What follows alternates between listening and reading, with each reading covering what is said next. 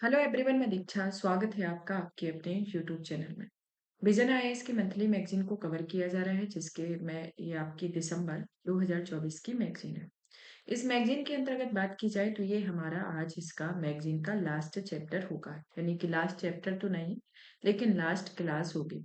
इसके अंतर्गत देखा जाए तो इसके जितने भी टॉपिक हैं, पॉलिटी एंड गवर्नेंस, फिर आपका अंतर्राष्ट्रीय संबंध, इकोनॉमी, इकोनॉमी के बाद आपका सुरक्षा, सुरक्षा के बाद आपका आता है पर्यावरण, फिर सामाजिक मुद्दे और विज्ञान एवं प्रौद्योगिकी तक हमने 7 मेजर टॉपिक को कंप्लीट किया। अब हमारा आज जो टॉपिक आता है वो आएगा संस्कृति, जिसमें हम भारतीय कम्युनिस्ट पार्टी संक्षिप्त सुर्खियां पढ़ेंगे, जिसमें भौगोलिक संकेतक क्या होते हैं उसके बारे में, जो कांग्रेस का बेलगांव सम्मेलन हुआ था उसके बारे में, इंदिरा गांधी पुरस्कार के बारे में, राष्ट्रीय अकादमी के बारे में। कुछ नीति शास्त्र से रिलेटेड अवधारणा है कि सुशासन में भारतीय अवधारणा, शांति के पहलू, लिबर्टी यानी कि स्वाधीनता की अवधारणा, प्रमुख व्यक्तित्व जैसे कि तुलसी गोड़ा जो कि 1944 से 2024 तक के समय काल को देखेंगे। सुर्खियों में रही योजनाओं के बारे में देखा जाएगा, फिर सुर्खियों में रहे स्थल, सुर्खियों में रही व्यक्तित्व के बारे में पढ़ा जाएगा। तो इस तरीके से देखा जाए तो ये हमारा आज का टॉपिक है, और इस आज के टॉपिक में 4 major topic, 5 major topic complete होंगे, जैसे संस्कृति, सुर्खियों में रही योजनाएं, सुर्खियों में रहे स्थल और सुर्खियों में रहे व्यक्तित्व। तो इस तरीके के साथ, मतलब कि इस लास्ट सेशन के साथ हम इन पूरे लेक्चर को फिनिश करेंगे। और आपको बता दें कि जो हमारे द्वारा ये मैगजीन कंप्लीट कराई जाती है, उस मैगजीन में आपका एक प्रारूप होता है जिसमें टोटल 8 लेक्चर आपको दिए जाते हैं। 8 लेक्चर के अंतर्गत प्रत्येक, जैसे कि जो 8वां लेक्चर होता है उसमें सभी पार्ट को कंप्लीट किया जाता है और एक एक टॉपिक प्रत्येक में होता है, बट इकोनॉमी का आपका इस वाली मैगजीन में पार्ट वाइज दिया गया है। तो आपको इसको कंटिन्यू करना है। ये हमारा मतलब कि टारगेट है कि आपको प्रत्येक मंथ की, वैसे हम हर मैगजीन कराते हैं, पीटी 365 भी कराया गया है, और इसमें जो प्री ओरिएंटेड कुछ प्रोग्राम भी चलाए गए हैं, तो उसके अंतर्गत भी आप उनको देख सकते हैं। तो चलिए शुरू करते हैं हमारा संस्कृति यानी कि कल्चर के बारे में। तो पहला टॉपिक आता है भारतीय कम्युनिस्ट पार्टी यानी कि सीपीआई के बारे में, कि सीपीआई के बारे में क्या कहा गया है, इसके एक ओवरव्यू को जानते हैं। कि सीपीआई का जो है 2025 में इसका 100वां स्थापना दिवस मनाया जा रहा है। तो क्यों, किस कारण से ये चर्चा में रहता है कि 100वां स्थापना दिवस मनाया जाता है? कब? 2025 में। जब 2025 में मनाया जाता है तो इसकी स्थापना कब होगी? इसकी स्थापना 1925 में हुई होगी, तभी 2025 में इसका 100वां स्थापना दिवस मना रहे हैं। तो चलिए जान लेते हैं कि इसका क्या प्रारूप रहा भारतीय कम्युनिस्ट पार्टी के बारे में, और किस तरीके से ये अभी भूमिका रखती है। इसमें आपके यूपीएससी में हो, वैसे नेशनल मूवमेंट से जो भी क्वेश्चन आते हैं तो आपके क्वेश्चन पूछे जाते हैं, ज्यादातर आपके नेशनल मूवमेंट से ही क्वेश्चन आते हैं। उसी में से एक टॉपिक आपका ये भी आता है, तो ये आपका करंट में भी चर्चा में रहा, 100वां स्थापना दिवस में मनाया, तो ये इस कारण से और ज्यादा इम्पोर्टेंट हो जाता है। तो इसमें कुछ मतलब कि एक जनरल नॉलेज के हिसाब से दिया गया है, तो पहले इसको समझ लेते हैं कि इसमें 1920 से 1930 के 29 के अंतर्गत 3 प्रसिद्ध मुकदमे होते हैं, जिसमें पेशावर षड्यंत्र केस 1922 से 27, कानपुर बोल्शेविक केस 1924, मेरठ षड्यंत्र केस जो है 1929 से 33 के बीच होता है। ये मुकदमे जो होते हैं कई कम्युनिस्ट पार्टी के नेताओं के खिलाफ ब्रिटिश सरकार द्वारा भारत में कम्युनिस्ट आंदोलन को दबाने के प्रयास से था, और ये मुकदमे इतने प्रसिद्ध हुए कि इसने भारत और विदेश दोनों जगहों पर कम्युनिस्टों के बीच एकजुटता पैदा की हुई थी। तो इस तरीके से देखा जाए तो ये इनके बारे में आता है। अब आते हैं कि भारतीय कम्युनिस्ट पार्टी के बारे में, इसकी क्या पृष्ठभूमि है, इसके बारे में बात कर लेते हैं। तो पृष्ठभूमि की ओर चलते हैं तो देखते हैं कि भारत के बाहर जो सीपीआई का गठन होता है 1920 में। भारत के बाहर कब होता है? 1920 में। बाहर कहाँ पर? ताशकंद में। ताशकंद में, और 10 लोगों की, 7 लोगों की बैठक होती है, और ये इसमें एमएन राय, मोहम्मद अली, मोहम्मद शफीक जैसे प्रमुख नेता भी शामिल होते हैं। और इस बैठक में उन्होंने भारतीय कम्युनिस्ट पार्टी का गठन करने का निर्णय लिया हुआ था, और ताशकंद सोवियत संघ के तत्कालीन तुर्कमेनिस्तान राज्य की राजधानी था। तो ताशकंद क्या था? जो तुर्किस्तान राज्य था उसकी राजधानी था। और इसमें देखा जाए तो यहाँ पर पहली बैठक होती है 1920 में भारतीय कम्युनिस्ट पार्टी की। अब आता है कि आखिर इसको गठन के लिए क्या इसके रीजन है, क्या जिम्मेदार कारण है, उनके बारे में एक-एक करके जानते हैं। तो इसके गठन के पीछे पहला तो ये था कि असहयोग आंदोलन की अचानक वापसी के कारण जो निराशा और असंतोष पैदा हुआ था, वो एक रीजन था। और 1917 की जो अक्टूबर क्रांति से मिली प्रेरणा, जिसमें रूस ने दुनिया के पहले श्रमिक शासन यानी कि साम्यवादी सरकार की स्थापना की हुई थी, ये इसके गठन के प्रमुख जिम्मेदार कारण रहे हैं। भारत में सीपीआई का गठन कब होता है? जैसे ये तो आपका पहले ही हो जाता है ताशकंद में 1920 में सर्वप्रथम 7 लोगों के द्वारा इसका गठन किया जाता है। फिर 1925 में कहाँ पर होता है? कानपुर वे कम्युनिस्ट सम्मेलन के दौरान सीपीआई के गठन की घोषणा करने का संकल्प बनाया जाता है और इसमें ब्रिटिश भारत के सक्रिय अलग-अलग कम्युनिस्ट समूहों को एकजुट किया जाता है, जिसके प्रथम अध्यक्ष मलयपुरम सिगारवेली चट्टियार रहते हैं। कौन रहते हैं? मलयपुरम सिगारवेलु चट्टियार इसके अध्यक्ष रहते हैं। और मई 1923 में उनके नेतृत्व में भारत का पहला मई दिवस मनाया जाता है। तो क्या होता है इसमें कि भारत का पहला मई दिवस मनाया जाता है। और वहाँ इसके प्रथम महासचिव एच बी घाटे और जेपी बगरहट्टा रहते हैं और पार्टी के संस्थापक सदस्य में Satya Bhagat, M N Roy, E T Rai, Abhini Mukherjee, Mohammad Ali, Hasrat Mohani आदि इसके प्रमुख संस्थापक होते हैं।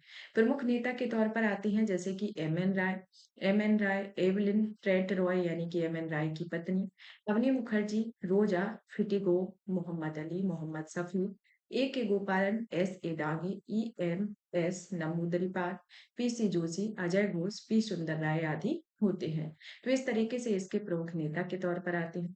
फिर आती है कुछ विचारधाराओं के बारे में, जिसमें आती है मार्क्सवादी और लेनिनवादी जो विचारधाराएं उनको मानते हैं। जैसे मार्क्सवादी और लेनिनवाद जो है एक राजनीतिक विचारधारा और शासन प्रणाली है जो कार्ल मार्क्स और व्लादिमीर लेनिन के विचारों पर आधारित है। यह मार्क्सवादी समाजवाद को लेनिनवादी वैगार्डिज्म के साथ जोड़ता है और एक कम्युनिस्ट पार्टी की भूमिका पर जोर दिया जाता है जो एक क्रांति का नेतृत्व करती है ताकि एक समाजवादी राज्य की स्थापना हो सके और अंततः एक साम्यवादी समाज स्थापित हो सके। सीपीआई द्वारा समर्थित प्रकाशन जैसे कि गढ़वाड़ी जो बंगाली साप्ताहिक है, मेहनत कश लाहौर से प्रकाशित उर्दू साप्ताहिक, क्रांति बॉम्बे से प्रकाशित मराठी साप्ताहिक है।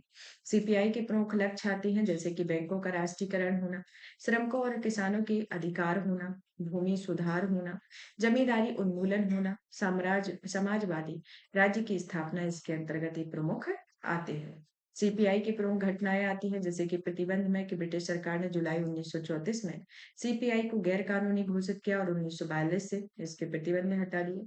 इसका विभाजन जो होता है कि 1964 में सोवियत संघ और चीन के बीच वैचारिक मतभेदों के कारण सीपीआई का विभाजन होता है और ग्रुप जो होता है वह सीपीआई में सोवियत समर्थक और दूसरा सीपीआई मार्क्सवादी चीन समर्थक गुट के तौर पर आता है। अब आते हैं कि भारतीय स्वतंत्रता आंदोलन में सीपीआई की भूमिका के बारे में। तो पहला तो आता है जनता में लामबंद करना कि सीपीआई जो है वह अलग अलग संगठनों के माध्यम से समाज के सभी वर्गों को भारतीय स्वतंत्रता आंदोलन में शामिल करता है और 1920 में अखिल भारतीय ट्रेड यूनियन कांग्रेस, 1936 में अखिल भारतीय किसान सभा, ऑल इंडिया स्टूडेंट फेडरेशन और महिला संगठनों के जरिए सीपीआई में जनता को एकजुट किया गया था और यह स्वतंत्रता आंदोलन में उनकी भागीदारी बढ़ाई गई थी। तो इस तरीके से इनके बारे में है। फिर असहयोग सविनय विज्ञा जैसे भारतीय राष्ट्रीय आंदोलन में महिलाओं, किसानों, श्रमिकों और मध्यम वर्ग की बड़ी भागीदारी भी देखी गई थी। सामाजिक सुधारों के अंतर्गत देखा जाए तो सीपीआई ने दलित के अधिकारों, हिंदू मुस्लिम के बीच एकता, औपनिवेशिक दमन के खिलाफ संयुक्त राष्ट्र के गठन के समर्थन करने के लिए सामाजिक सुधारों में सक्रिय भाग लिया था, जिसमें केरल के अंतर्गत के एल के ए के गोपालन, पी कृष्ण पिल्लई जैसे सीपीआई नेताओं ने गुरु वायुपुर में मंदिर के अस्पृश्यों में प्रवेश की मांग को सत्याग्रह का नेतृत्व किया। महाराष्ट्र में मार्च 1927 में आरबी मोरे के नेतृत्व में सीपीआई कार्यकर्ताओं ने महाड़ में अम्बेडकर के नेतृत्व में चौदार तालाब सत्याग्रह आंदोलन का आयोजन किया। पूर्ण स्वतंत्रता की मांग को देखे जाए तो सीपीआई ने सर्वप्रथम 1921 में भारतीय राष्ट्रीय कांग्रेस के अहमदाबाद अधिवेशन में और फिर 1922 में गया अधिवेशन में पूर्ण स्वतंत्रता की मांग करते हुए खुले पत्र के रूप में घोषणा पत्र जारी किए भेजा हुआ था और इस विषय पर संकल्प 1929 में लाहौर अधिवेशन में अपनाया गया था। वैचारिक प्रभाव के ऊपर ध्यान दिया जाए तो ये होता है कि all India student federation, all India progressive rights association जैसे संगठनों के माध्यम से कम्युनिस्टों ने क्रांतिकारी गतिविधियों के जरिए ब्रिटिश शासन को उखाड़ फेंकने का विचार प्रसार किया था और ब्रिटिश सरकार कम्युनिस्टों के बढ़ते प्रभाव लोकप्रियता से बहुत चिंतित थी। इसी कारण मेरठ षड्यंत्र केस 1929 में कम्युनिस्ट नेताओं ने निशाना बनाकर गिरफ्तार किया था। संघर्षों का समर्थन देखने को मिला कि सीपीआई और इसके नेताओं ने भारत के प्रमुख किसान और श्रमिक संघर्षों के स्थापना समर्थन किया और जिसमें समर्थन में आते हैं जैसे कि तेलंगाना पीपल्स विद्रोह जो 1946 से 51 तक है, जिसमें जमींदारी उन्मूलन के बीच में कम्युनिस्ट पार्टी और किसान सभा द्वारा तेलंगाना में सशस्त्र संघर्ष शुरू किया गया। तेभागा संघर्ष में देखा जाए तो ये 1949 से 46 से 49 रहा, जिसमें कम्युनिस्ट पार्टी के नेतृत्व वाली अखिल भारतीय किसान सभा ने पश्चिम बंगाल के आंदोलन का नेतृत्व किया। पुन्नपरा बायलार संघर्ष 1946, जिस आंदोलन में अल्लाह पूजा केरल की कम्युनिस्ट पार्टी के नेतृत्व में कार्यकर्ता खेत मजदूर श्रमिक वर्ग के अन्य वर्ग द्वारा शुरू किया जाता है, जिसमें क्रूर और निरंकुश तरीके से शासन करने और भारत में विलय से इनकार करने के लिए दीवान के खिलाफ आरंभ किया गया था। त्रिपुरा आदिवासियों का संघर्ष देखने को मिला, जिसमें 1948 से 50 में आता है, जो त्रिपुरा उपजाति गण मुक्ति परिषद को AIKS के साथ मिलकर गढ़ शिक्षा आंदोलन के नाम से इसका नेतृत्व किया गया। बाड़ियों का विद्रोह महाराष्ट्र में देखा गया, जो 1945 से 47 में हुआ। इस आंदोलन में जमींदारों द्वारा भारतीय आदिवासियों के अमानवीय शोषण के खिलाफ शुरू किया गया। सीपीआई के प्रभाव वाले अन्य विद्रोह आते हैं कि सुरमा घाटी संघर्ष जो 1936 से 48 में, रॉयल इंडियन नेवी विद्रोह 1946 में होता है। तो इस तरीके से इनके द्वारा समर्थित विद्रोह होते हैं। संविधान निर्माण में सीपीआई की भूमिका किस तरीके से है, जैसे कि संविधान के विचार के बारे में। तो 1934 में MN राय जो है वह औपचारिक रूप से संविधान के विचार का प्रस्तुत करते हैं और इसी तरह सीपीआई ने भी संविधान की सभा के विचार को सामने रखा। संविधान का आदर्श जो होता है कि संविधान में शामिल पंथ निरपेक्ष न्याय समता सार्वभौमिक मताधिकार अल्पसंख्यक अधिकार भूमि सुधार जैसे आदर्शों का समर्थन किया हुआ था। तो इस तरीके से संविधान निर्माण में सीपीआई की भूमिका के बारे में होता है। अब आती है हमारी कुछ संक्षिप्त सुर्खियां। तो सबसे पहले तो जीआई टैग यानी कि ज्योग्राफिकल इंडिकेशन के बारे में बात करते हैं कि गुजरात की पारंपरिक विवाह की साड़ी घर चोला को जीआई टैग दिया गया। किसको दिया गया? साड़ी घर चोला को। और ये जो साड़ी है वह लाल मैरून हरे पीले जैसे शुभ रंगों को तैयार की जाती है और पारंपरिक रूप से हिंदू और जैन विवाहों के अवसर पर पहना जाता है।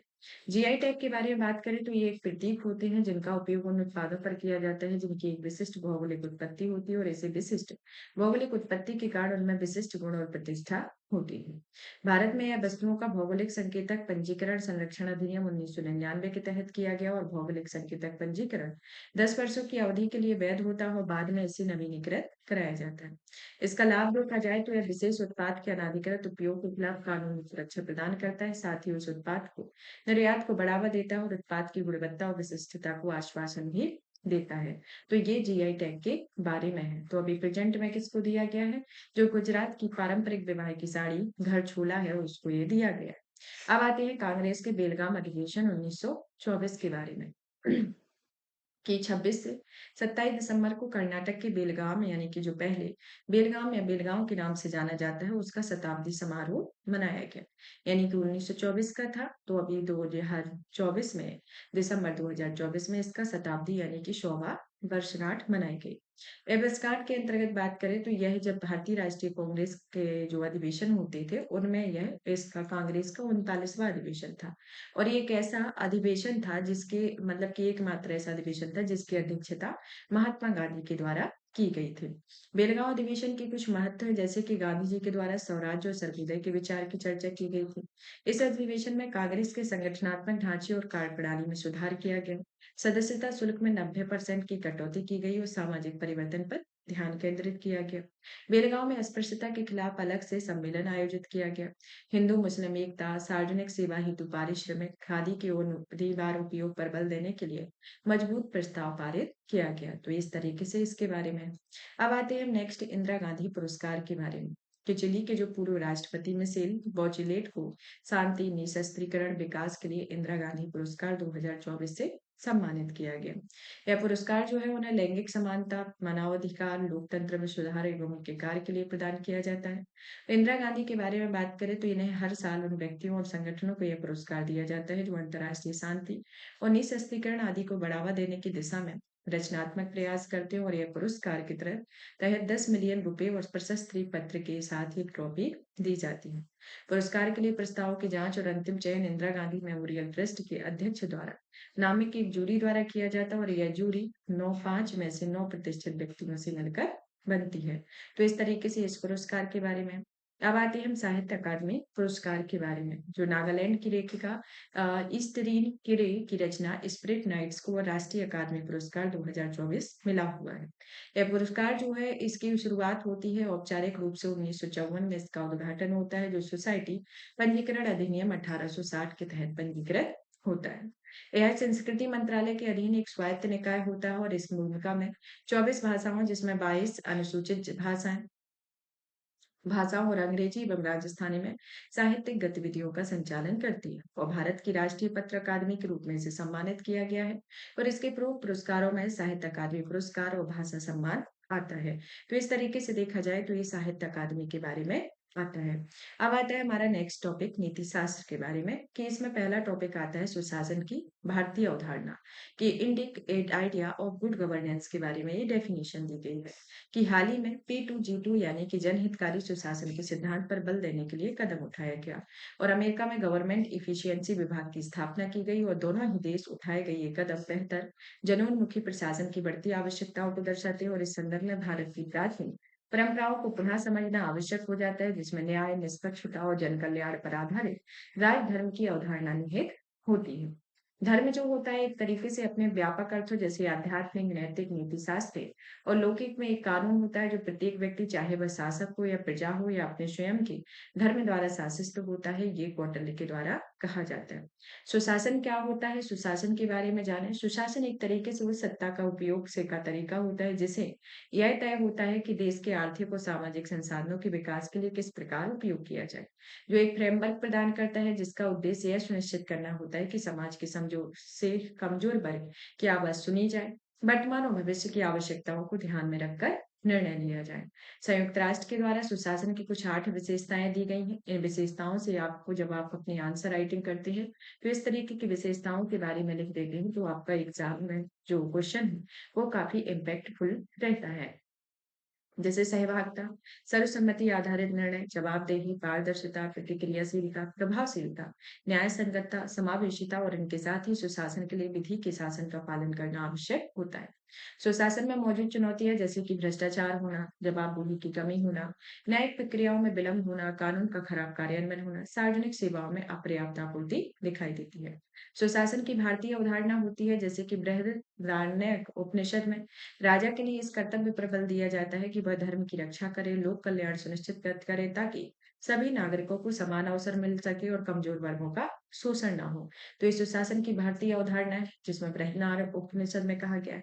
मुंडक उपनिषद में कहा गया है कि सुप्रसिद्ध सत्यमेव जयते वाक्यांश इसी ग्रंथ से लिया गया है जिसका अर्थ होता है सत्य की विजय होती है। और रामायण में राम राज्य की अवधारणा प्रस्तुत की गई है जो एक आदर्श का प्रतीक है। और भगवत गीता में अधिष्ठान की अवधारणा प्रस्तुत की गई है जो किसी भी शासन प्रणाली की नींव होती है। उपनिषद में भूमि सूक्तम नामक एक मंत्र होता है। तिरुक्कुलम में एक ग्रंथ समाज के सुव्यवस्थित विकास पर बल देता है। कौटिल्य के अर्थशास्त्र में यह योग 6 मेथड नागरिकों के कल्याण की अवधारणा प्रस्तुत करती है और अंत्योदय में यह महात्मा गांधी के विचारों पर आधारित होती है जिसमें सबसे दुर्बल वर्ग के कल्याण के लिए सर्वोदय का लक्ष्य रखा गया है। तो इस तरीके से देखा जाए तो इसके बारे में आता है। अब आता है कि सुशासन की भारतीय अवधारणा की वर्तमान में क्या प्रासंगिकता है, जैसे कि वैश्वीकरण के अनुरूप ढलना, संधारणीय जीवन होना, लोकतंत्र की रक्षा होना, सर्वजन हिताय सर्वजन सुखाय के बारे में दिया गया है। कूटनैतिक संबंधों में सुधार देखने को मिलता है, संघर्ष समाधान होता है। तो इस तरीके से ये जो इसके अंतर्गत चुनौतियां हैं। निष्कर्ष के तौर पर देखें तो वर्तमान में सुशासन की जो अवधारणा है वह मूलभूत विशेषताएं प्राचीन भारतीय ग्रंथों में उल्लिखित प्रशासनिक संरचना और दर्शन से मेल खाती है। यह किसी भी प्राथमिक उद्देश्य जनता की खुशहाली होती है जो प्राचीन शस्त्रों की गहराई में ज्ञान प्राप्त करना आवश्यक होता है। इसमें स्मार्ट प्रशासन पर निर्माण किया जा सकता है। तो इस तरीके से आता है। इसमें एक आपको एक केस स्टडी दी गई है जिसमें कहा गया है कि आपने हाल ही में एक सुदूर जिले एक्स के जिला मजिस्ट्रेट के रूप में कार्यभार संभाला है। वहां की जनता और अधिकारियों से बातचीत करने पर आपको पता चलता है कि जिले में अधिकारियों के बीच भ्रष्टाचार, गुणवत्ताहीन सेवा वितरण, लापरवाही जैसी प्रथाओं के साथ शासन का बहुत खराब रिकॉर्ड रहा है। आगे की जांच करने से आपको पता चलता है कि अधिकारी और नागरिक दोनों ही अपनी मान्यताओं में काफी पारंपरिक हैं और आधुनिक शासन के विचारों से जुड़ नहीं पाते हैं। इसलिए आपको प्रशासनिक रणनीति को सुशासन के भारतीय विचारों से जोड़कर एक नया रूप देने की तत्काल आवश्यकता महसूस होती है, ताकि यह न केवल लोगों की मान्यताओं के साथ जुड़ सके, बल्कि अधिकारी भी पूरी भावना के साथ इसका कार्यान्वयन सुनिश्चित हो सके। तो ये नैतिक से अभिक्षमता के परीक्षण के बारे में दिया गया है, जिसमें इसके अंतर्गत आपको ये उत्तर का एक प्रैक्टिस करना है कि सुशासन की भारतीय अवधारणा में प्रमुख अवधारणाएं क्या हैं, और कुछ उदाहरण का उल्लेख करते हुए सुझाव देना है कि जुलाई एक्स के शासन के सामने आने वाली समस्याओं से निपटने के लिए भारतीय विचार किस प्रकार से मदद करते हैं। तो इस तरीके की एक केस स्टडी है जिसको आपको प्रैक्टिस करनी है। शांति के पहलू जैसे कि एस्पेक्ट ऑफ पीस के बारे में परिचय दिया गया है कि संयुक्त राष्ट्र सभा के गठबंधन के दौरान जो 10वां वैश्विक फोरम होता है, जिसमें वैश्विक नेताओं ने कैसकेस घोषणा पत्र को अपनाया हुआ है और मौजूदा अशांत वातावरण में शांति को बढ़ावा देने की प्रतिबद्धता जताई है। और यह घोषणा पत्र अंतर पीढ़ीय संवाद के महत्व को जोर देता है, ताकि शांति, सतत विकास और मानवाधिकार की सुरक्षा सुनिश्चित की जा सके। और इसके पहले यूनेस्को एचके एसोसिएशन ने 2012 की शांति परियोजना ने शांति के विभिन्न पहलुओं को प्रस्तुत किया, और इसमें शांति के व्यक्तियों और जीवन के सभी पहलुओं में सौहार्द के रूप में परिभाषित किया गया था। तो इसके अंतर्गत आता है। शांति के विभिन्न पहलू में देखा गया है, इसमें अवधारणा और चुनौतियां हैं कि व्यक्तिगत और आंतरिक शांति का होना, जो लोग यह अवधारणा लोगों के जीवन में जुड़ी चुनौतियों का सामना करने, तनाव को कम करने और समाज में सकारात्मक योगदान देने में मदद करती है। चुनौतियों में कार्य जीवन असंतुलन, आर्थिक अस्थिरता के कारण मानसिक स्वास्थ्य समस्याएं होती हैं। सामाजिक शांति देखने को मिलती है, जिसमें समाज में सहयोग, संघर्ष समाधान, समानता और न्याय के जरिए शांतिपूर्ण सौहार्दपूर्ण संबंधों को बढ़ावा देती है। पारिस्थितिकी शांति देखने को मिलती है, जो कि सतत विकास और पर्यावरण के साथ संबंध बनाए रखने पर जोर देती है, जिसमें जलवायु परिवर्तन, प्राकृतिक आपदाएं और संसाधन के लिए संघर्ष और विस्थापन को बढ़ावा देना एक चुनौती के रूप में उभरता है। और सांस्कृतिक शांति राजनीतिक शांति को भी देख सकते हैं। शांति के कुछ दार्शनिक पहलू होते हैं, जिसमें शांति के अंतर्गत ही दलाई लामा के द्वारा एक स्टेटमेंट दिया गया है, जिसमें उन्होंने कहा है कि शांति केवल वहां रह सकती है जहां मानवाधिकारों का सम्मान किया जाता है, जहां लोगों को भोजन प्रदान किया जाता है, जहां व्यक्ति और राष्ट्र स्वतंत्र होते हैं स्वयं के साथ अपनी बाहरी दुनिया के साथ। सच्ची शांति केवल मानसिक शांति के विकास के माध्यम से ही प्राप्त की जा सकती है। तो ये जो दलाई लामा रहे हैं, उनके द्वारा ये स्टेटमेंट शांति के संदर्भ में दिया गया है। तो इस तरीके के स्टेटमेंट की जो आप कोडिंग आप अपने एग्जाम में आंसर राइटिंग में करते हैं, तो वो काफी इफेक्ट डालता है। गांधीवादी की अवधारणा के बारे में कि गांधीवादी शांति की अवधारणा क्या है, कि यह महात्मा गांधी के अनुसार शांति का मूल अधिकार अहिंसा और सत्य है। उन्होंने आत्मशुद्धि, सादगी और करुणा को सामाजिक शांति के लिए आवश्यक तत्व माना है। और शांति की उपयोगिता की अवधारणा के अंतर्गत देखा जाए तो ये शांतिपूर्ण समाज सामूहिक कल्याण की भावना को बढ़ावा देता है, और जब किसी कार्य से अधिकतम सुख प्राप्त होता है और कष्ट दूर होते हैं, तो शांति की प्राप्ति होती है।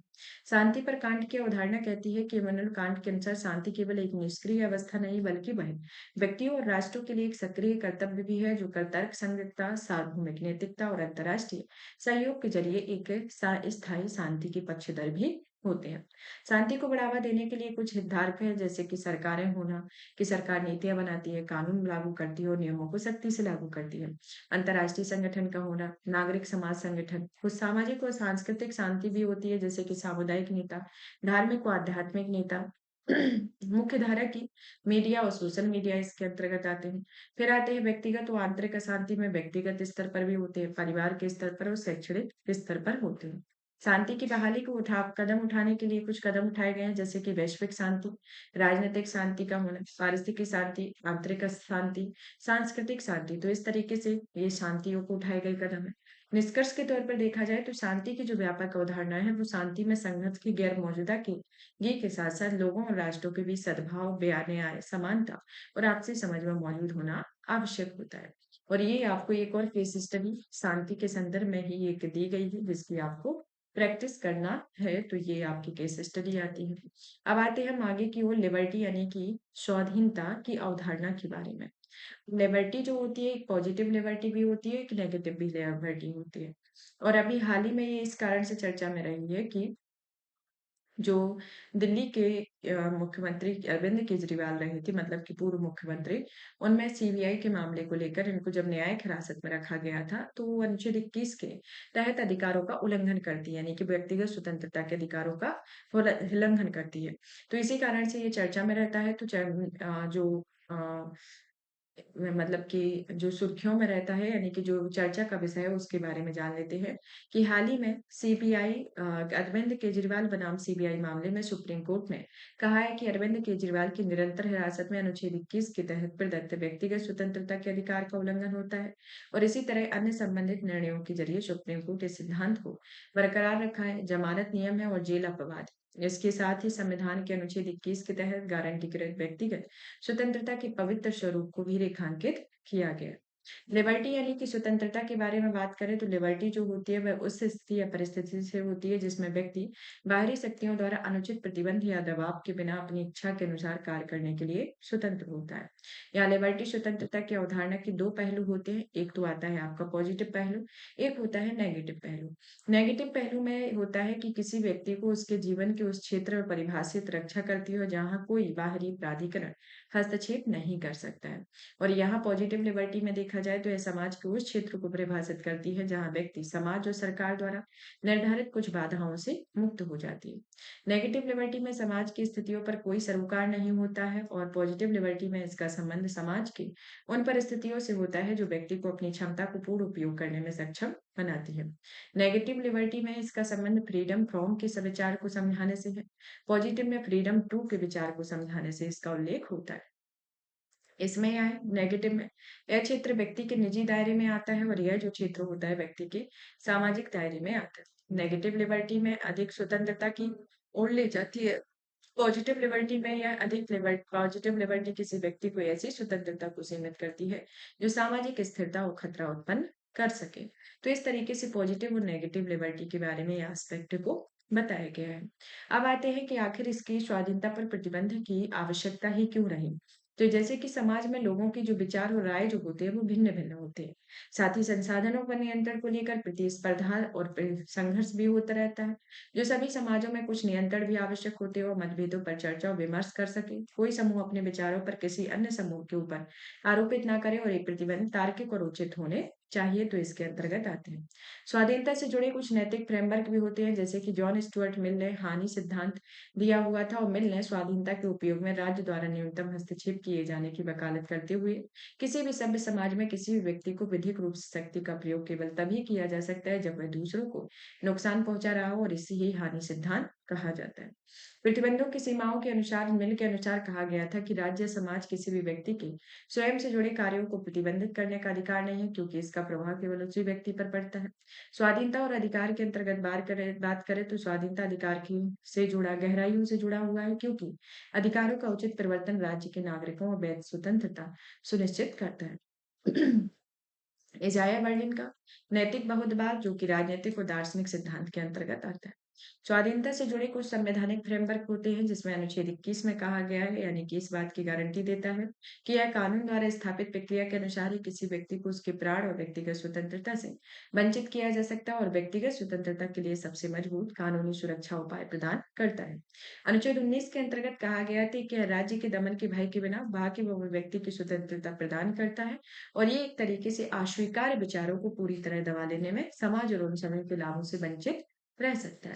अन्य मौलिक अधिकारों में बात करें तो इसमें समानता का अधिकार आता है जो अनुच्छेद 14 के अंतर्गत अवसर की समक्ष है।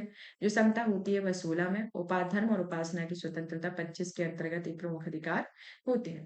प्रमुख हितधारकों के अंतर्गत आती है, जैसे कि भूमिका और हित में नैतिक विचार दिए जाते हैं। व्यक्ति जो होता है वह स्वाधीनता और प्राथमिक लाभार्थी होता है और यह किसी अन्य व्यक्ति की स्वतंत्रता का उल्लंघन ना करना होता है। समाज में इस व्यवस्था और सद्भावना को बनाए रखना इसका एक मेन भूमिका या हित के संदर्भ में देखा जाता है, जिसमें सामाजिक रीति रिवाजों और उनके मानदंडों को रक्षा करना होता है। और इसमें नैतिक विचारों के अंतर्गत बात करें तो इसमें व्यक्तिगत स्वतंत्रता की रक्षा करते हुए उचित सामूहिक हितों की स्वतंत्रता पर उचित सीमाएं निर्धारित की जाती हैं। सरकार जो आता है कानून और व्यवस्था को बनाए रखता है, व्यक्तिगत स्वतंत्रता की रक्षा, न्याय और निष्पक्षता सुनिश्चित करता है। न्यायपालिका के अंतर्गत यह विधि के शासन को सुनिश्चित करता है और ये निष्पक्षता और न्याय की रक्षा करना व्यक्तिगत अधिकार को सुनिश्चित होते हैं। नागरिक समाज के अंतर्गत देखा जाए तो यह स्वतंत्रता की रक्षा करना और इन्हें बढ़ावा देना है और यह पारदर्शिता के साथ कार्य करने और किसी भी छिपे हुए स्वार्थ के बिना स्वतंत्रता की वकालत करता है। स्वतंत्रता से जुड़े कुछ मौलिक के मुद्दे आते हैं जैसे कि स्वाधीनता बनाम स्वतंत्र सुरक्षा के बारे में, जो व्यक्तिगत स्वतंत्रता की रक्षा और राष्ट्रीय सुरक्षा को सुनिश्चित करने के लिए एक सही संतुलन बनाने एक नैतिक चुनौती है। अभिव्यक्ति की स्वतंत्रता बनाम घृणास्पद अभिव्यक्ति जो कि सोशल मीडिया का उपयोग बढ़ने से घृणास्पद वाक और गलत सुविधाओं की सूचनाओं में वृद्धि करती है। सांस्कृतिक परंपराएं बनाम महिला अधिकार होते हैं जिसमें महिलाओं और ट्रांसजेंडर के अक्सर समाज में पितृसत्तात्मक संरचना के कारणों प्रतिबंधों सामाजिक कलंक का सामना करना पड़ता है जिससे मौलिक अधिकारों को वंचित रहना पड़ता है। निजता बनाम निगरानी का अधिकार होता है कि सर्वोच्च न्यायालय ने निजता के अधिकार में मौलिक अधिकार घोषित किया और नागरिकों के डेटा को सरकारी संस्थानों, निजी क्षेत्र को जैसे एकत्रित, भंडारित और उपयोग किया जा सकता है, इस पर चिंताएं बनी हुई हैं।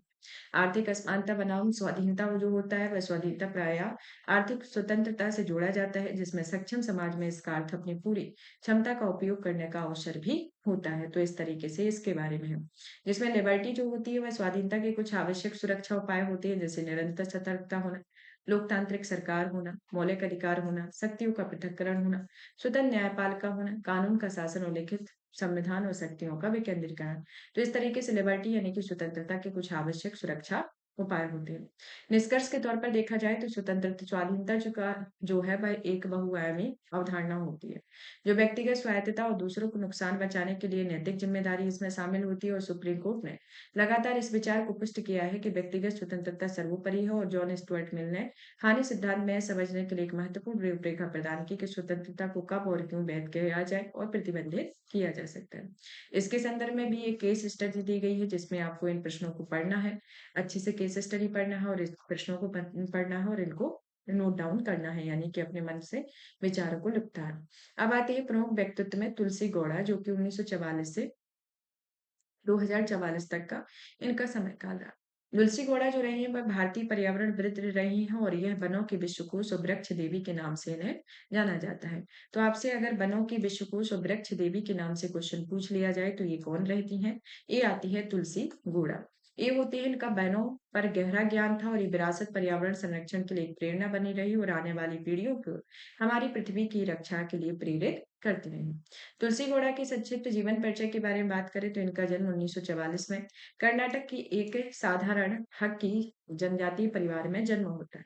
हालांकि स्पोकला जनजाति की परंपराओं में स्त्री की प्रधानता और प्रकृति का गहरा संबंध देखने को मिलता है। इनके पारंपरिक जीवन और शिक्षा में देखा जाए तो इन्होंने कोई औपचारिक शिक्षा प्राप्त नहीं की है, केवल 2 वर्ष की आयु में उनके पिता का निधन हो गया था। सम्मान और पुरस्कार में देखा जाए तो इन्हें वर्ष 2021 में भारत सरकार ने पद्मश्री जो कि देश का चौथा सर्वोच्च नागरिक पुरस्कार है उससे सम्मानित किया और इंदिरा प्रियदर्शनी वृक्ष मुक्त पुरस्कार से इन्हें सम्मानित किया गया। तुलसी गौड़ा के प्रमुख योगदान में जैसे कि पारंपरिक ज्ञान का सम्मान होना कि यह पारिस्थिति सिद्धांतों पर आधारित है जिसमें स्थानीय जलवायु के अनुकूल देशज प्रजातियों के चयन पर जोर दिया गया है जिसमें बीज संग्रहण अंकुरण तकनीकों में विशेषज्ञता प्राप्ति वनीकरण प्रयासों के प्रति प्रतिबद्धता देखने को मिलती है जिसमें 30,000 से अधिक पेड़ लगाए गए अद्वितीय पर्यावरणीय योगदान दिया गया पर्यावरणीय क्षति की भरपाई की गई और इसमें पर्यावरणीय न्याय को बढ़ावा दिया गया इको फेमिनिज्म को बढ़ावा दिया गया सामूहिक जिम्मेदारी देखने को मिली और इसमें निष्कर्ष के तौर पर देखा जाए तो तुलसी गौड़ा विरासत प्रेरणा व सशक्तिकरण को बढ़ावा देने वाली और उन्होंने दिखाया कि यह समुदाय आधारित पहले पर्यावरण में बड़ा बदलाव ला सकते और यह जीवन हमें प्रकृति के प्रति देखभाल और जुड़ाव की एक महत्वपूर्ण संस्कृति विकसित करने का संदेश देते हैं। तो इस तरीके से ये तुलसी गौड़ा के बारे में आता है। ये किस नाम से जानी जाती है? वन देवी के नाम से। अब आती है सुर्खियों में रही प्रमुख योजनाएं जिसमें हमारी पहली योजना आती है समर्थ यानी कि scheme for capacity building in textile sector के बारे में वन क्षेत्र में क्षमता निर्माण की योजना के बारे में। यह योजना जो है इसका ये समय काल मार्च 2026 तक बढ़ा दिया जाता है, जिसमें 3 लाख लोगों को बस से संबंधित कौशल प्रशिक्षण देने के लिए 495 करोड़ रुपए का बजट आवंटित किए निर्धारित किया जाता है। और इसका उद्देश्य एवं विशेषताओं में बात की जाए तो इसका उद्देश्य रोजगार के अवसरों को आगे बढ़ाना, हस्त क्षेत्र जिसमें कताई और बुनाई को छोड़कर उद्योग संरेखित NSQF अनुरूप प्रशिक्षण प्रदान किया जाता है। हथकरघा, हस्तशिल्प, रेशम उत्पादन, जूट के पारंपरिक क्षेत्रों में कौशल और अपस्किलिंग, रीस्किलिंग को बढ़ावा देना, समाज के सभी वर्गों के वेतन और स्वरोजगार के माध्यम से स्थायी आजीविका सुनिश्चित करना है। मंत्रालय में ये वस्त्र मंत्रालय के अंतर्गत है। इसका प्रारंभ 2017 में होता है और इसकी अवधि मार्च 2026 रहती है। इसका कार्यान्वयन जो है वह वस्त्र उद्योग करता है। और वस्त्र मंत्रालय राज्य सरकारों के संस्थान संगठन जिनके पास प्रशिक्षण, बुनियादी ढांचा और वस्त्र उद्योग के साथ प्लेसमेंट टाई अप होता है। कार्यान्वयन का एक फ्रेमवर्क होता है जो क्षमता निर्माण कार्यक्रमों के लिए गल लागत सहित समग्र कार्यान्वयन के समग्र फ्रेमवर्क में कौशल विकास नीति फ्रेमवर्क के अनुसार होता है। प्रशिक्षण केंद्र की ब्रांडिंग होती है, प्रशिक्षुओं का चयन किया जाता है। वर्तमान स्थिति देखी जाए तो इस योजना के तहत अब तक 3.27 लाख उम्मीदवारों को प्रशिक्षित किया गया है और 2.6 लाख रोजगार मिला हुआ है, यानी कि 79.5% का एक रेशियो है जिनमें इसको ये रोजगार मिला हुआ है। वित्तीय सहायता के अंतर्गत बात करें तो यह केवल उन लागत मदों के लिए प्रदान किया जाता है जो MSDE के सामान्य मानकों के तहत कवर किया जाता है और यह मंत्रालय में इस योजना के तहत स्वीकृत है। प्रबंधन सूचना प्रणाली होती है, आधार आधारित बायोमेट्रिक उपस्थिति, सॉफ्ट स्किल्स होता है और इसके अंतर्गत मूल्यांकन एवं प्रमाणन, शिकायत निवारण की जाती है जिसके अंतर्गत 3 तरीकों से शिकायत दायर की जाती है। वो कॉल सेंटर, मोबाइल ऐप, योजना वेबसाइट के माध्यम से होती है। और यदि शिकायत 15 दिनों के भीतर निवारण नहीं किया जाता है तो इसमें 21 दिन के भीतर के लिए MIS द्वारा अगले 21 दिन के भीतर मंत्रालय को समर्थ बनाने वाले निर्देशक को भेजा जाएगा और उन्हें शिकायत निवारण अधिकारी के रूप में नामित किया जाएगा। रोजगार लिंकेज होगा जिसमें संगठित वस्त्र क्षेत्र के तहत पाठ्यक्रम में प्रवेश स्तर पर 70% और अप स्किलिंग कार्यक्रम में 90% अनिवार्य प्लेसमेंट किया जाएगा। तो इस तरीके से इसके बारे में आता है। अब आते हैं हम आगे की ओर, सुर्खियों में रहे स्थल के बारे में जानते हैं। तो भारत के अंतर्गत जो स्थल आते हैं उनके बारे में जानेंगे, फिर हम विश्व के स्तर पर जो स्थल आते हैं उनके बारे में जानेंगे। ये जो स्थल दिए जाते हैं कहीं न कहीं हम जब बुक मैगज़ीन पढ़ते हैं तो ओवरव्यू आपको वहीं पर मिल जाता है। मतलब कि पूरे वहीं पर रहते हैं, ऐसा नहीं है कि आपको ये अलग से दे दिए जाते हैं। बस ये रहता है कि ये आपको दे दिया जाता है तो उसको पढ़ने में आसानी हो जाती है। सुर्खियों में रहे स्थल में जैसे कि जम्मू-कश्मीर। जम्मू-कश्मीर जो आता है वह मार्क IV को दुर्लभ रूप से कश्मीर में देखा गया है। मध्य प्रदेश में राष्ट्रीय बाघ प्राधिकरण से मानव राष्ट्रीय उद्यान को मध्य प्रदेश के नवीनतम टाइगर रिजर्व के रूप में मंजूरी दी। असम में भारत की पहली बार गंगा नदी में डॉल्फिन टैग दिया गया है। त्रिपुरा में केंद्र सरकार ने त्रिपुरा के अलग-अलग जिलों में रह रहे गुरु समुदाय के पुनर्वास के लिए 900 करोड़ रुपए खर्च किए हैं। और तेलंगाना ने हालिया घटनाओं में पेंगुलिन को अवैध तस्करी की ओर ध्यान आकर्षित किया है। हरियाणा में देखा जाए तो यह हरियाणा की राखीगढ़ी में 5000 साल पुरानी जल प्रबंधन तकनीक का पता चला है। गुजरात में यह प्रधानमंत्री के पर्यटकों को रण उत्सव यानी कि धो धो टेंट सिटी के लिए कच्छ के रन में जाने का सुझाव दिया है। गुजरात की पारंपरिक स्पेवाई की साड़ी धरचोला को GI टैग दिया गया। कर्नाटक ने 26 से 27 दिसंबर को कांग्रेस के बेलगाम अधिवेशन में शताब्दी समारोह मनाया है। और केरल ने कोरगा जनजाति के ऑपरेशन इस्माइल को प्रोजेक्ट के तहत भूमि का स्वामित्व दिया गया था। सुर्खियों में रहे कुछ विश्व के स्थल जैसे कि अलास्का। अलास्का जो आता है इसमें नए शोध से पता चला है कि यहाँ पर डेनाली फॉल्ट के समानांतर 3 साइड किसी भी समय पर लघु संयुक्त भूगर्भिक स्थलाकृतिक है। डेनमार्क आता है जिसमें ट्रंप के द्वारा डेनमार्क में ग्रीनलैंड खरीदने की इच्छा व्यक्त की है। स्लोवेनिया में भारत और स्लोवेनिया के बीच विविध क्षेत्रों में अपने वैज्ञानिक और तकनीकी सहयोग को मजबूती देने के लिए 5 ईयर प्लान की घोषणा की है। बुल्गारिया में ऑस्ट्रेलिया ने रोमानिया और बुल्गारिया की यूक्रेन में शेंगेन मुक्त यात्रा क्षेत्र के पूर्ण सदस्य बनने के लिए वीटो को हटाने का निर्णय लिया है।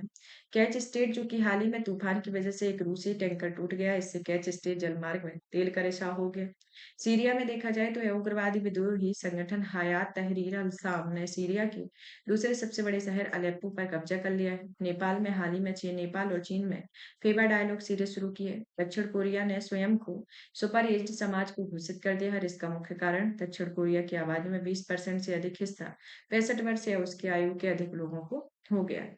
कैलिफोर्निया यानी कि यूएसए में बनागनी की घटना के कारण सांता एना में पवनों और जलवायु परिवर्तन को बताया जा रहा है। निकारागुआ में भारत और निकारागुआ ने त्वरित प्रभाव प्रणाली परियोजनाओं को लागू करने के लिए अम्ब्रेला समझौते पर हस्ताक्षर किए हैं।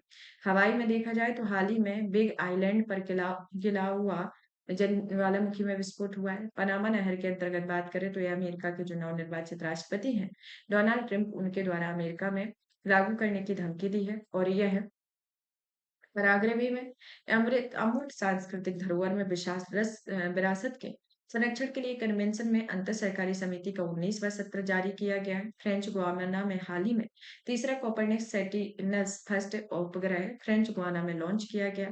लेसोथो जो कि भारत की मानवीय सहायता के रूप में लेसोथो को 1000 मीट्रिक टन चावल सहायता के रूप में भेजा है। तंजानिया ने द्विपक्षीय संबंधों के लिए विस्तारित करने के लिए गोवा में भारत तंजानिया संयुक्त रक्षा संयुक्त समिति की तीसरी बैठक आयोजित की है और सुंदर ट्रेंच ने 2004 में सुंदर ट्रेंच के निकट की वजह से हिंद महासागर में आई सुनामी के 20 वर्ष पूरे हुए हैं।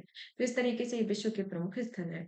अब आते हैं सुर्खियों में रहे प्रमुख व्यक्तित्व के बारे में। तो प्रमुख व्यक्तित्व में सबसे पहले नंबर पर आते हैं गुरु तेग बहादुर, जिनका जन्म 1621 में होता है और इनकी मृत्यु 1675 में होती है। और इन्हें शहीदी दिवस के नाम पर 24 नवंबर को जाना जाता है। इनका जन्म अमृतसर पंजाब में होता है। सिखों के 9वें गुरु थे और वे एक महान योद्धा, आध्यात्मिक विभूति और मातृभूमि के प्रेमी रहे हैं। और इन्होंने सार्वभौमिक भाईचारे और धार्मिक स्वतंत्रता के संदेश का प्रचार प्रसार किया और इनकी प्रतिबद्धता एवं वैश्विक बंधुत्व की ओर ध्यान दिया जाए तो इन्होंने समुदाय को दमनकारी शासन से बचाने के लिए अपने जीवन को समर्पित किया। अब आते हैं ज्योति राव फुले जो 1827 से 1890 तक इनका समयकाल रहता है और 28 नवंबर को इनकी पुण्यतिथि मनाई जाती है। इनका जन्म सतारा महाराष्ट्र में होता है और सावित्रीबाई फुले के साथ मिलकर ये समाज सुधारक के रूप में कार्य करते हैं और इन्होंने छुआछूत जैसी सामाजिक बुराइयों का विरोध किया और महिला शिक्षा को बढ़ावा दिया। इनकी धर्मपत्नी ने माँ ज्योतिराव फुले ने 1848 में पुणे के तात्या साहेब भिड़े के निवास स्थान पर लड़कियों के लिए पहला स्कूल शुरू किया हुआ था। और इन्होंने इनके जो तर्क और सामाजिक न्याय के अंतर्गत देखा जाए तो इन्होंने अपने लेखन के जरिए भारतीय इतिहास की पुनर्व्याख्या की और जाति आधारित सामाजिक व्यवस्था की उत्पत्ति पर वैज्ञानिक दृष्टिकोण को बनाया हुआ था। सी राजगोपालाचार्य जो कि 1878 से 1972 तक का इनका समय काल होता है। इसके अंतर्गत बात करें तो इनकी जयंती देशवासियों ने इनकी जयंती को कर इन्हें याद किया। इनका जन्म जो होता है वह 10 दिसंबर को तमिलनाडु के पल्ली में होता है और इन्हें राजा जी के नाम से जाना जाता है जो एक देशभक्त समाज सुधारक प्रसिद्ध वकील और दक्ष प्रशासक थे। और इन्होंने देशभक्ति और सत्यनिष्ठा को अंकित किया और इन्होंने भारत के स्वतंत्रता संग्राम में सक्रिय रूप से भाग लेकर देश के प्रति अडग और समर्पण का परिचय दिया।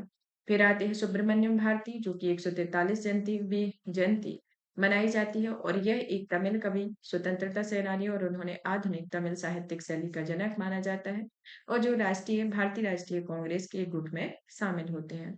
और उन्होंने अपने करियर की शुरुआत एक पत्रकार के रूप में स्वदेश मित्र 1882 के माध्यम से की हुई थी। प्रतिभा और समानतावाद के अंतर्गत बात करें तो ये वे साहित्यिक प्रतिभा के धनी थे और उन्होंने उस समय मौजूद हर जटिल सामाजिक राजनीतिक दार्शनिक मुद्दे का लेखन कार्य किया हुआ था। फिर आते हैं मांगे की ओर। यहाँ पर ये टॉपिक देखा जाए तो फिनिश होता है। यहाँ इतने ही टॉपिक थे, इनको कंप्लीट किया जा गया है, तो यहाँ ये हमारे टॉपिक फिनिश हो जाते हैं। नेक्स्ट क्लास में आपका जब भी जनवरी का एडिशन आएगा, तो जनवरी के एडिशन को कंप्लीट किया जाएगा।